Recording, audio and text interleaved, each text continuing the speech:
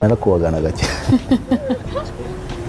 sinzibagirwa rimwe mama yarantumye no byabana nyine bambuje kwikinira umupira mfata igikapu nibuka njye bari bantumyeho kuri boutique mfata igikapu nanga kwanga ndagenda nyirambika nkarenda kumuzanira umupira tegereza ngewe Jean Lambert Gatare mu izina rya Isango Star twishimanye nawe Butera Knowless muri iki gihe wizihiza isabukuru y'imyaka isaga 10 mu muziki wawe ndetse n'iya album umurikiye abanyarwanda wahaye izina rya Inzora.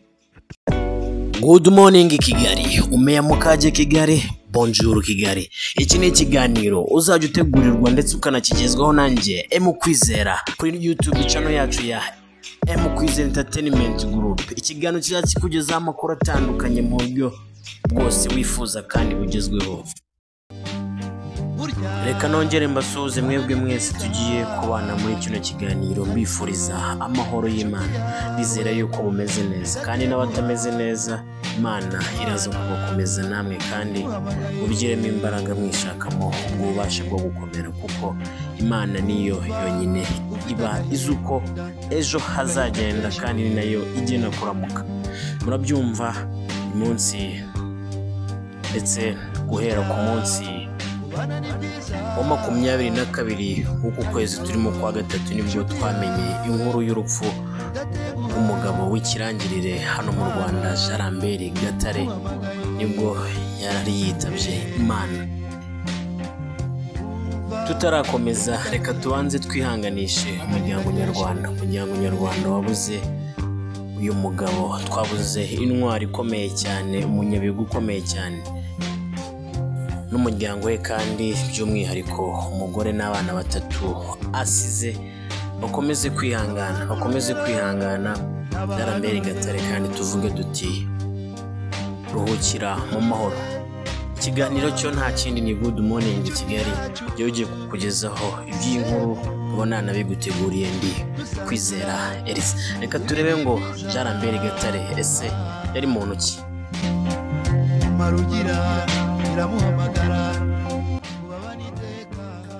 Jean Lambert Gatare, umwe mu banyamakuru bamamaye mu Rwanda mu itangazamakuru ry'imikino, yapfuye ku myaka 55 kuko umwe mu muryango we yabibwiye BBC. Gatare wize indimi no kwigisha, yamenyekanye mu Rwanda mu itangazamakuru ry'imikino kubera ahanini ubuhanga bwe mu kogeza imikino irimo no kubera kuri Radio Rwanda. Umwe mu bo mu muryango we utifuje gutangaza izina rye yabwiye BBC gahuza imiryango yuko Gatare yaguye mu Buhinde mu ijoro ryo ku wa gatanu, aho yari amaze igihe yivuriza uburwayi bw'umugongo.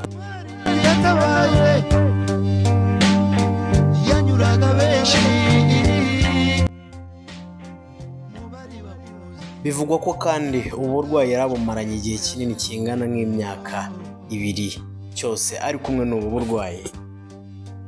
Abantu benshi ku mbuga nkoranyambaga biganjemo abanyamakuru n'abandi bamumenye ahanini kuri Radio Rwanda bakomeje gutangaza akababaro batewe no kumenya urupfu rw'uyu mugabo. Jean Lambert Gatare yakoreye ibinyamakuru bitandukanye. Ese ibyo binyamakuru wabo bizi?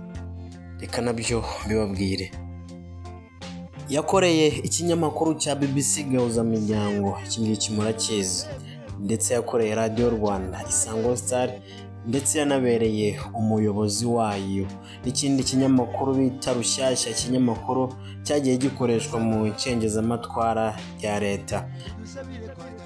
Nkuko kandi tuvuze yuko Radio Isango Star yibereye umuyobozi, yagize ikitangaza kuri no rupfu rw'uyu mugabo, ikavuga ko Jean Lambert Gatare yari umwe mu bagize ubuyobozi bwayo. Yasohoye itangazo ivuga ko asize urwibutso rukomeye mu rugendo rwo gutanga amakuru n'ibiganiro byiza.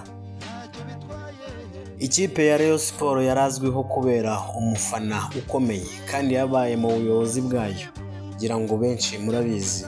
Yagize ikitangaza ino kipe, yagize iti umurage we uzahoraho iteka. Mu itangazo iyi kipe bakunda kwita Gikundiro yanditse iti yakundishije abato igikundiro, yayise utubyiniriro tutazibagirana. Ni umunyabigwi nyakuri. Jean Lambert Gatare kandi yabaye muri komite nyobozi ebyiri za Rayon Sports zitandukanye, ashinzwe itangazamakuru n'imenyekanisha bikorwa bya Rayon Sports. Tukiri muri siporo kandi, Gatare yabereye urugero abanyamakuru mu ishami ry'imikino. Uko byagenda kose nabo hari ubuhamya baba bagenda batanga ku mbuga nkoranyambaga zabo. Mu biganiro yatanze mbere ku buzima bwe mbere y'uko yitaba Imana, bisa nkaho ari ibiganiro bya vuba aha, yavuze ko akunda gusabana, gutera urwenya, ko akunda cyane umupira w'amaguru, gusangira n'inshuti ndetse n'umurimo.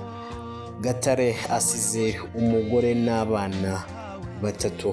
Reka tugumye tuvuge ngo aruhukire mu mahoro, Imana imwakire mu bayo, kandi twebwe abanyarwanda tuzahora twibuka imirimo ye yagiye akora ndetse no kwitanga yagiye agaragaza mu nshingano yagiye ashingwa zose ko yazuzuje neza.